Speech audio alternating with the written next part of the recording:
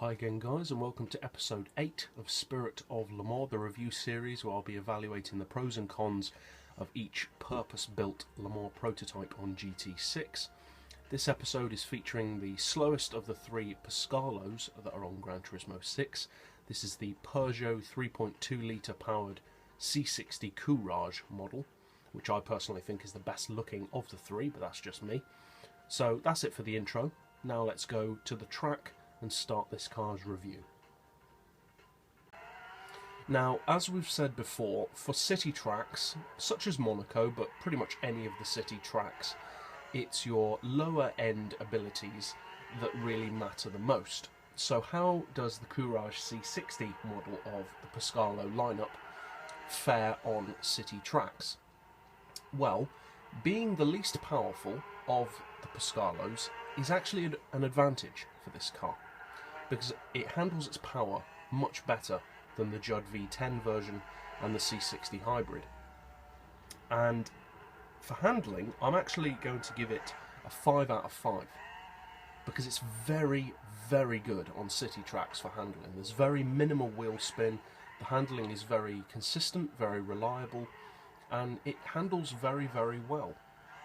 For acceleration, I'm going to give it a 4 out of 5, because it's not the quickest of prototypes, but it's definitely not slow. It still has a good amount of power for acceleration. It still has a good power to weight ratio. For braking, again, I'm going to give it a 5 out of 5, because it has very, very good brakes.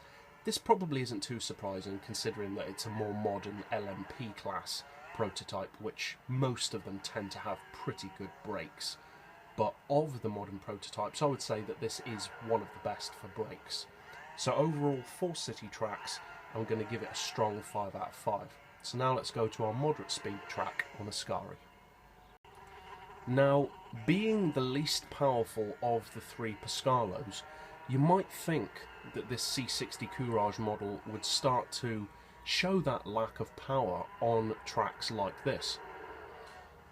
But actually, it's surprisingly good. In fact, it's actually quicker around Ascari than the Peugeot 908. And that car has over 200 horsepower more. So the C60 Courage is a very good car. And it's also quite a good sleeper car.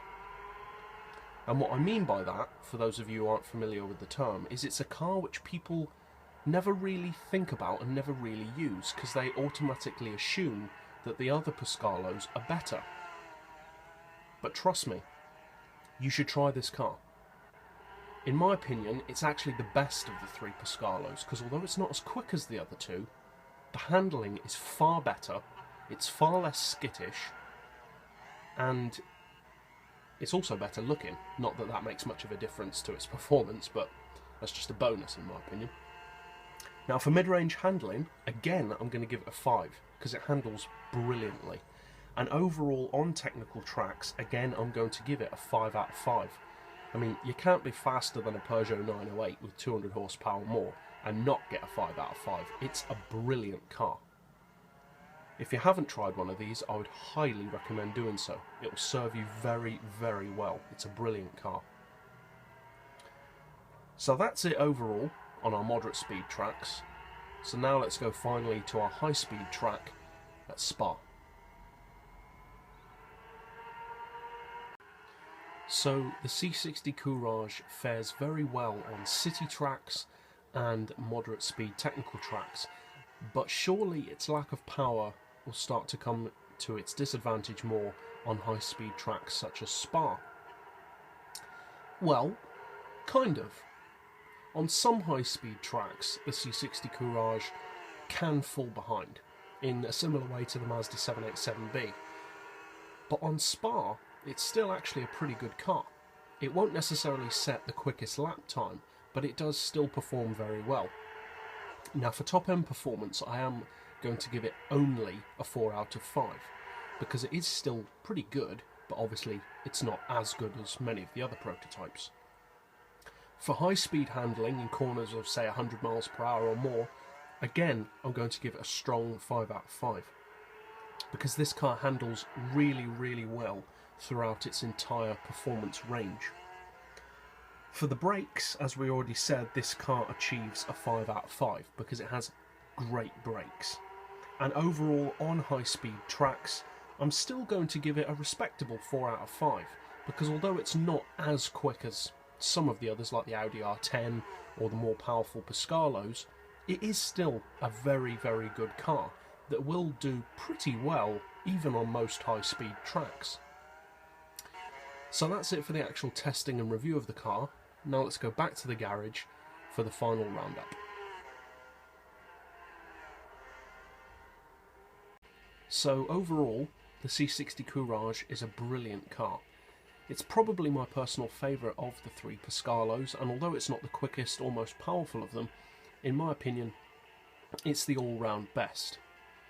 So what are its main upsides and downsides? Well, the main advantage of the C60 Courage is how good the handling is. It's very smooth, it's very predictable, has tons of grip, very sharp handling, but sharp but not twitchy.